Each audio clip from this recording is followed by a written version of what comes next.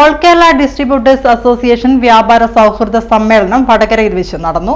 കേരള വ്യാപാരി വ്യവസായ ഏകോപന സമിതി കോഴിക്കോട് ജില്ലാ senior vice president M Abdul Salam പരിപാടി ഉദ്ഘാടനം ചെയ്തു. അന്യായമായ വ്യാപാര സമ്പ്രദായങ്ങൾക്കെതിരെയും തകർച്ചയിലേക്ക് നീങ്ങുന്ന വ്യാപാര മേഖലയെ ഉയർത്തെഴുന്നേൽപ്പിക്കുക എന്ന ലക്ഷ്യത്തോടും കൂടിയാണ് വ്യാപാര സൗഹൃദ സമ്മേളനം സംഘടിപ്പിച്ചത്. Vatakara Onthar road Indian coffee house ഹാളിൽ വെച്ച് നടന്ന പരിപാടി വ്യാപാരി വ്യവസായ ഏകോപന സമിതി കോഴിക്കോട് ജില്ലാ senior vice president M Abdul Salam ഉദ്ഘാടനം ചെയ്തു. AKCTA സംസ്ഥാന vice president Ranjith Kallatt, AKTA സംസ്ഥാന സെക്രട്ടറി അമൽ അശോക്, ജില്ലാ president Harish Jayaraj, treasurer Lalu CK, unit president Rahul Raj, secretary Jerof, bikes president Prabhakaran, മൊത്ത വ്യാപാരി നേതാക്കളായ CT ബേബി, വനിതാ wing president Revathi Jibin, PV Abdul Azeez, Sabu Cochin എന്നിവർ സംസാരിച്ചു. ഈ 25% വ്യാപാരങ്ങൾ സെസ്സേർപ്പെടുത്താൻ ഉദ്ദേശം അതിന്റെ കിങ്കി കാണിച്ചിടാൻ ഈ കാണിച്ചിടാൻ പറഞ്ഞു ആയുധം കൊണ്ട് ഇങ്ങനെ കൊന്നേരാന്ന് പറയുന്നില്ലേ, അതുപോലെ തന്നെ കനഡ പോലുള്ള രാജ്യങ്ങളെ 20% ഞാൻ സെസ്സേർപ്പെടുത്തിയാൽ നീ ഞാൻ പറയും പോലെ കേൾക്കുന്നൊരു വെപ്പണാക്കി മാറ്റുകയാണ് വ്യാപാരത്തിൽ അവർ ഭാഗത്ത്. രണ്ടാമതൊരു കാര്യം ലോകത്തിൽ ചർച്ച ചെയ്യപ്പെടുന്നത് ആധുനിക സാങ്കേതിക വിദ്യയിലെ AI എന്നൊരു പ്രവണതയെ പറ്റിയിട്ടാണ്. ആ AI പ്രവണത ഏതാണ്ട് ഒരു 4-5 മാസമേ തുടങ്ങിയിട്ടുള്ളൂ. അപ്പോഴേക്കാണ് ഒരു പുതിയൊരു മാറ്റത്തിലേക്കുള്ള കുതിപ്പ് കാണുന്നത്. കാരണം നമുക്ക് പേജർ വന്ന് കേരളത്തിൽ പേജറിന്റെ ഒരു ആയുസ് 6 മാസമായി. അപ്പോഴത്തേക്കായിരുന്നു മൊബൈൽ ഇറങ്ങിയത്. AI തുടങ്ങി 5-6 മാസം കൊണ്ട് ഇപ്പൊ കേട്ടിരിക്കുന്നത് ഡീപ്സീക്ക് എന്നൊരു പുതിയൊരു വിദ്യയാണ്. ഡീപ്സീക്കിന്റെ പുതിയൊരു വിദ്യയുടെ അവസ്ഥ ഇടം വരെ എത്തിയെന്ന് ചോദിച്ചാൽ ട്രംപിന് ഇത് അറിയില്ല ഇതെന്താ സംഭവം എന്നുള്ളത്. ഇത് ചൈനയുടെ ഒരു പ്രൊഡക്റ്റാണ്. മൂപ്പർക്ക് ശ്രമിക്കുന്നത് ചൈനയെ കൂട്ടിപ്പിടിക്കാനാണ് ശ്രമിക്കുന്നത്. അതുകൊണ്ടാണ് ബാക്കിയിൽ 25 പേർക്ക് ഇവിടെ 10 ആക്കിയത്. സെസ് പറഞ്ഞു വരുന്നത് ലോക കമ്പോള മേഖലയിൽ, വ്യാപാര മേഖലയിൽ ലോകത്തിന്റെ ഗതിമാറ്റുന്ന രീതിയിലുള്ള സമകാലിക സാഹചര്യത്തിലാണ് നമ്മൾ ജീവിക്കുന്നത്. അപ്പോൾ അങ്ങനെയുള്ള ഘട്ടങ്ങളിൽ നമ്മുടെ സാധാരണ ചെറുകിട വ്യാപാര മേഖല എന്താണ് അനുഭവിക്കുന്ന പ്രയാസങ്ങളിലേക്കുള്ള ഒരു യാത്രയുണ്ടായിരുന്നു. കഴിഞ്ഞ സ്റ്റേറ്റ് കമ്മിറ്റിയിൽ നിലവിലെ വ്യാപാര മേഖലയുടെ അവസ്ഥകളെ പറ്റിയിട്ടുള്ള അന്വേഷണത്തിൽ പല ആളുകളും പല കാര്യങ്ങളും പറയുമ്പോൾ തൃശ്ശൂരുണ്ടായിരുന്ന അമീർ ഖാന്റെ ജനറൽ സെക്രട്ടറി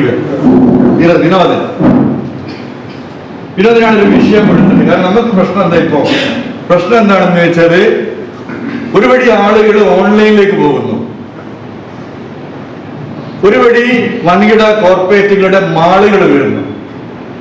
ഇത് രണ്ടും എഫക്റ്റീവ് പാർട്ടി ആരാന്ന് വെച്ചാല് ചെറുകിട കച്ചവടക്കാരാണ്.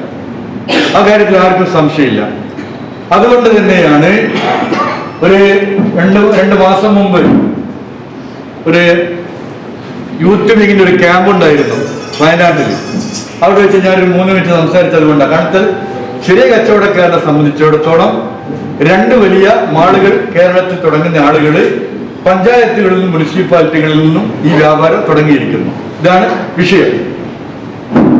അപ്പം കഴിഞ്ഞ സ്റ്റേറ്റ് കമ്മിറ്റിയിൽ ഈ വിനോദന്റെ കാര്യം ഉന്നയിച്ചത് ഇത്തരം വില കുറച്ചു കൊടുക്കലുകൾ, ഓൺലൈനിന്റെ വ്യാപാരം, മത്സരങ്ങളിലുള്ള സുതാര്യതയില്ലായ്മ, ഇതിനൊക്കെ നമുക്ക് എന്ത് ചെയ്യാൻ പറ്റും എന്നുള്ള സംഗതി ഇട്ടു. അതിനുശേഷമായിരുന്നു എല്ലാ നീതികളിലും ദൈവം എന്തെങ്കിലും ഒരു മാർഗം വെച്ചിട്ടുണ്ടാവില്ല. എല്ലാ നീതികളിലും എന്തെങ്കിലും ഒന്നുണ്ടാവും വിശ്വസിക്കുന്നിടത്തണ ഞാൻ 100 രൂപയ്ക്ക് ഒരു ഉൽപ്പന്നം വെക്കുമ്പോ അതേ ഉൽപ്പന്നം ഒരു മാളിൽ നിന്ന് 50 രൂപയ്ക്ക് കൊടുക്കുക. എത്രയായാലും 100% ഉണ്ടാവില്ലല്ലോ. എന്തായാലും മാർഗം നിരീക്ഷിച്ചപ്പോഴാണ് ഒരു കാര്യം ബോധ്യമായത്.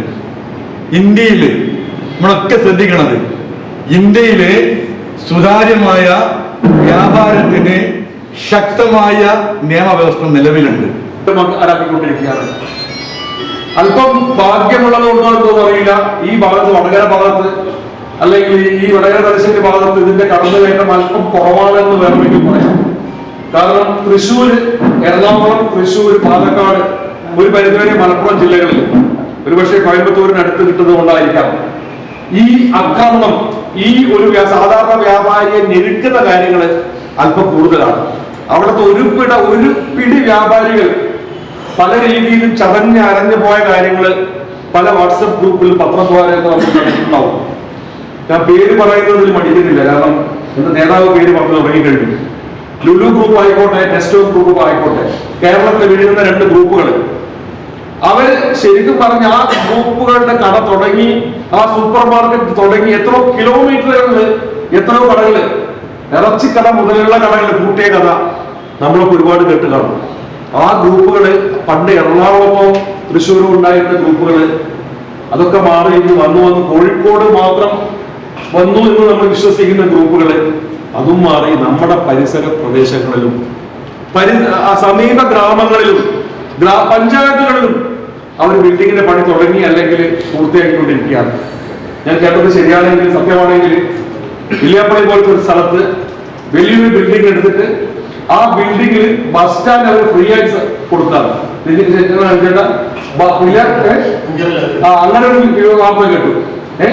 ബസ് സ്റ്റാൻഡ് വില്യാപ്പള്ളി വലിയൊരു ബസ് സ്റ്റാൻഡ് ഇല്ല, ഇപ്പൊ ഏറ്റവും ചെറുതും ബസ് സ്റ്റാൻഡ് ഇല്ല. അപ്പൊ നിങ്ങൾ ബസ് സ്റ്റാൻഡ് പഞ്ചായത്തിനോട് നിങ്ങൾ ബസ് സ്റ്റാൻഡ് ഒന്നും ഉണ്ടാക്കണ്ട, ബസ് സ്റ്റാൻഡിന് ഞാൻ ഉണ്ടാക്കുന്ന ബിൽഡിങ്ങിന്റെ ഉള്ളിൽ കൂടി വന്ന് അവിടെ ബസ് നിർത്തിക്കോ, ഇറങ്ങിക്കോ, പോയിക്കോ, ഇത്രയും ജനങ്ങൾ ബസ് അവിടെ ആ കടകളിൽ കയറുമല്ലോ. ഫ്രീ ആയിട്ട് പഞ്ചായത്തിന് ബസ് സ്റ്റാൻഡ് നിർമ്മിക്കുക എന്നുള്ള രീതിയിലേക്ക് കാര്യങ്ങൾ കൈവിട്ട് കടന്നു പോയിക്കൊണ്ടിരിക്കുകയാണ്. ഈ കാര്യങ്ങളിൽ സാധാരണ വിവിധ അടിസ്ഥാന ലെവലിൽ പ്രവർത്തിക്കുന്ന വ്യാപാര സംഘടനാ നേതാക്കളുമായി ഏറ്റവും ചെറിയ യൂണിറ്റിൽ ഇതേപോലെയുള്ള ഇന്ത്യയിലെ എല്ലാ യൂണിറ്റുകളിലും ചർച്ച നടക്കണം. ആ കാര്യങ്ങൾ പരസ്പര സമന്വയം വേണം എന്നുള്ള ഒരു ഉദ്ദേശത്തോടു കൂടിയാണ്